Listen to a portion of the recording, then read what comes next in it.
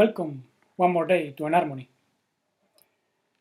And first of all, let's realize that we are entering the so-called month of Aquarius, ruled by the moon of Aquarius, which symbolizes negative magnetic influences that in this case are related to the mind, because Aquarius is a mental archetype, and this would be an excess of uncontrolled imagination, excess of mental processes, thoughts, worries.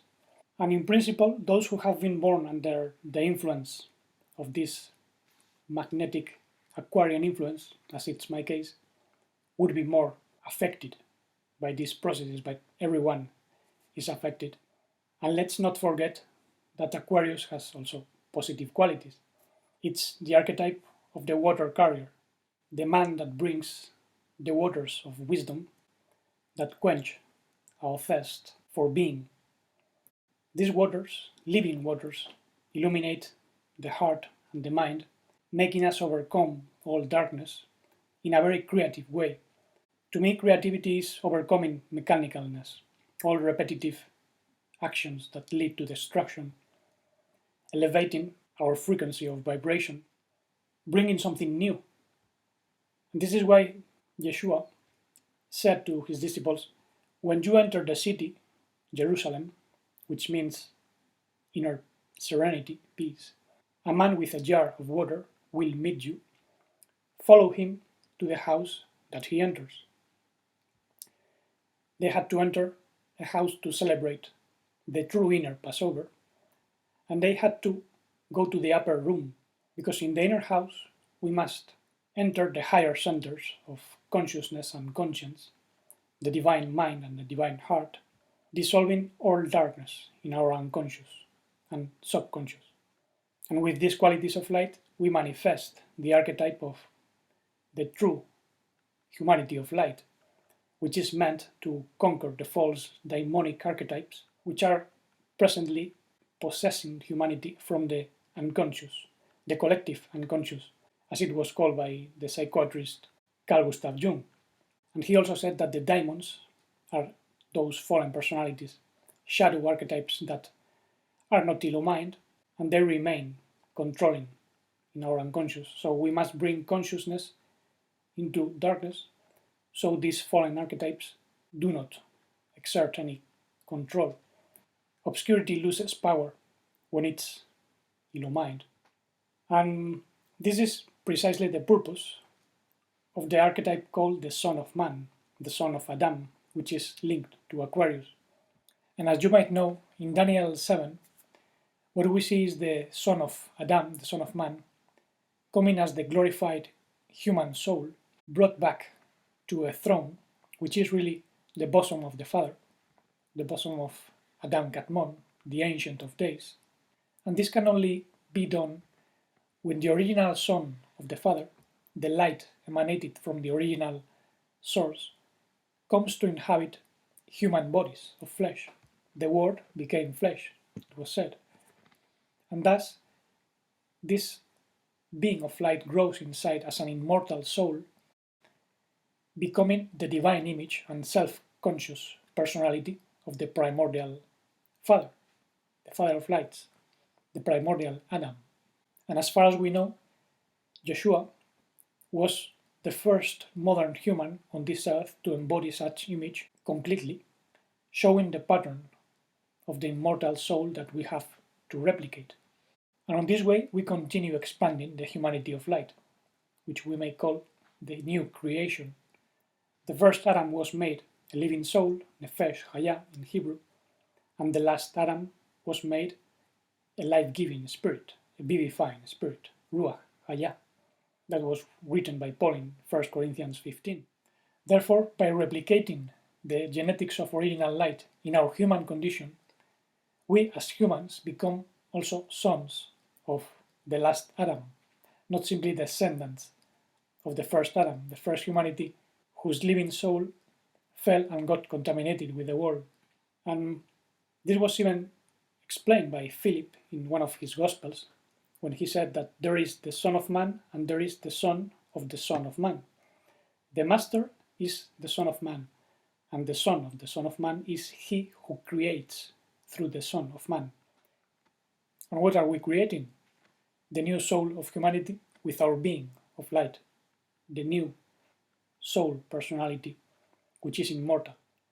We can say that the light of life which is trapped and which we have inherited from the first fallen humanity must be purified and rescued to dwell as a new creature in the immortal house, the house of the Universal Father, where there is no death.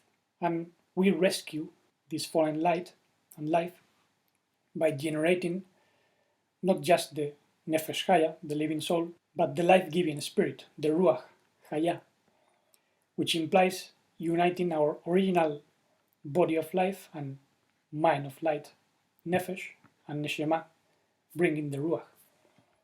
This is why the Master said the Son of Man came to rescue what was lost.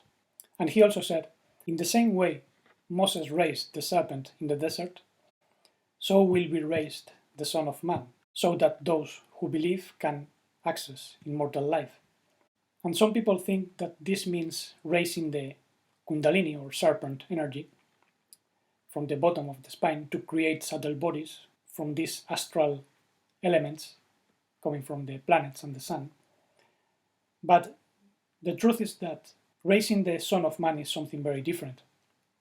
The Kundalini is rather a distorted psychic energy and vital energy which is accumulated in the sexual center, and it must be released and purified, ascending through the energy body, forming an astral body with an emotional level and a mental level.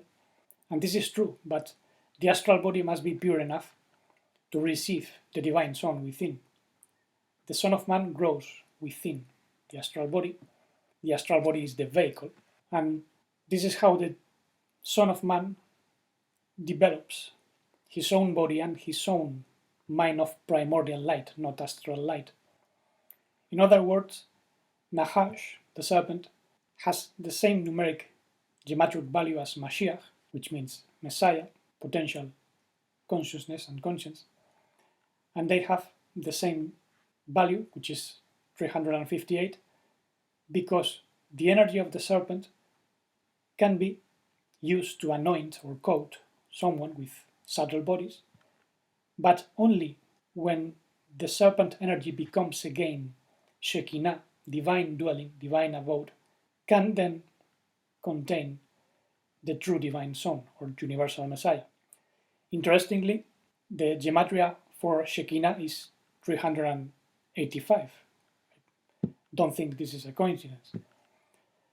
And the problem is that many religious rites and different alchemical yogic techniques generate subtle bodies, but these often crystallize with false piety, pride, vanity, jealousy, strange spiritual desires. And this is what happened to the Israelites. As I said, the episode when they were bitten by snakes in the desert represents this negative crystallization of the astral bodies. And Moses made a bronze serpent, an alloy, a mixture, to make them see this astral mixture that was tormenting them. But they ended up worshipping the serpent as Nehushtan, as you know. Actually, in most ancient cultures, the serpent was turned into a goddess. Serpent energies were worshipped. And it's true that by following certain spiritual techniques and sciences, some people free their soul from certain material conditions, but then they do not know where they go, they get lost, they believe they are gods, they wander through many dimensions, and in the end are used by sly crazy beings which are going around. They can be deceived very easily. As Master Yeshua said, the foxes have dens and birds nests, but the Son of Man has nowhere to lay his head. This happens because his true body of compassion and serene life which must grow inside, is not present in humans, the result of pride. There are foxes or instinctive impulses that hide in the physical and energetic bodies, even in the emotional body, stealing vitality, which is necessary for true love and true compassion. And the birds are precisely the daimonic personalities that perch on the branches of the tree of life, the true man inside, the true being of light. And the branches would be the emotional and mental bodies, for instance. And those personalities possess humanity from the collective unconscious. And this is how misbehaviors crystallize in people. This process was surely symbolized by the HULUPPU tree, the tree of Inanna, which has the Ansu bird on the branches, Lilith in the trunk, and the snake on the roots. There are also words from antiquity. Daimon originated the word demon, and daimon means destiny, character. Character is for humans their daimon, their destiny. This was said by a sage called Heraclitus in Greece. And truly, the destructive destiny of humanity is governed by daimonic personalities, which are both positive and negative. This means that someone appearing to be a good person does not mean that he or she is developing the true Son of Light within. How many religious leaders appear talking about compassion and love, and then they officiate Mass with golden and silver chalices, shaking hands with corrupt politicians or murderers? We see all that in all spiritual gurus. Love with conditions is not love, but deceptive emotionality. Actually, in the wheel of 12 archetypes, the astral wheel, we see that these archetypes subdivide in 72 positive and negative personalities, and all of them possess humanity to make humanity in the image and likeness of those fallen personalities. And for this, they distort intelligence, they distort beauty, love, compassion, otherwise they would not be attractive at all. On the other hand, the being of true light does not possess anyone, does not falsify because it's creative, and grows within with his own head and his own body of life. His body of life is the compassionate conscience, serenity, and an extraordinary vitality, which in ancient archetypical images appears as the Maiden, called ALMAH in Hebrew, and she waits on a tower, Migdal in Hebrew. This is the origin of the word Magdalene, Maria e Magdalene in Greek. Mariam Amigdal, Mary Magdalene. And the head of the Son of Man is the mind of the Messiah, the mind of light, which joins the body of living serenity, expanding the whole being within, where there is no longer man or woman. On the contrary, in the Garden of Eden, or the farm of Eden, the Adamic light was incarnated into animal creatures, some reptilians and other species. And this is how the architects divided humankind into man and woman, intellect and sensitivity, mind and emotions and body. And supposedly, these were separated in order to make them know each other, make conscious the emotions, bringing mind and body together, so that they could become one flesh, as it is said in the book of Genesis. But this was an impossible and illegitimate union because of the mix of different natures. There was a hybridization. The Adamic intellect, called the man, got contaminated in contact with the sensitivity, the woman, which was deceived by the serpent passion in the energetic body. And it was also said that after the fall, man would dominate over the woman, something which not only happened physically, but it came from an inner event, which is how the false waking consciousness hides the emotional subconscious and abuses the woman by indulging on vital pleasures. This is how demonic characters crystallize in humanity, trying to make people in the image of fallen characters. And this is how the human soul came to be hybrid. It has a bit of light, but it has a lot of darkness. There is a great imbalance.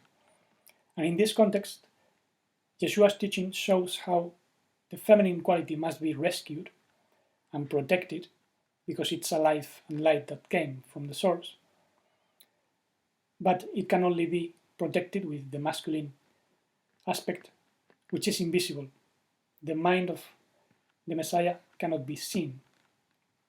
In this teaching, the feminine is always manifest. Even true life is manifested.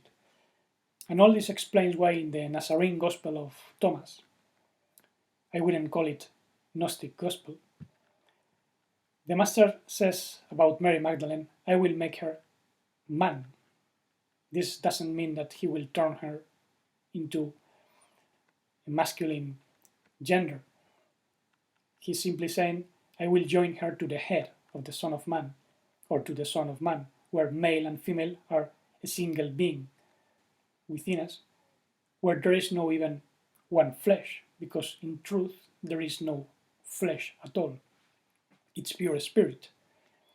Now, the Gnostic Christians, which came after these Nazarene teachings, laid quite a lot of emphasis on the heavenly Eve, the feminine aspect, which appears in their religion as Sophia, the divine wisdom, and they actually worshipped the Holy Virgin in a different way than Catholics do. And following the Hebrew idea, they said that the heavenly woman, the heavenly Eve, is the life, JAYAH in Hebrew, that made Adam, the soul, a living soul. And even Paul spoke of the Divine Mother, but he referred to her as the celestial or upper Jerusalem, which makes reference to the serene, compassionate aspect of true life, that which we will manifest fully in our true body of light. And if you notice, most ancient cultures turned the feminine into a cult, and they eventually forgot that in full life there is no division. In the ascension, or anastasis in Greek, to the original state, nobody marries or gives himself into marriage because they are like the angels, like the messengers of light in the so-called heaven. This is in Matthew 22:30. And anastasis, elevation, was mistranslated as resurrection. This is why very few understood.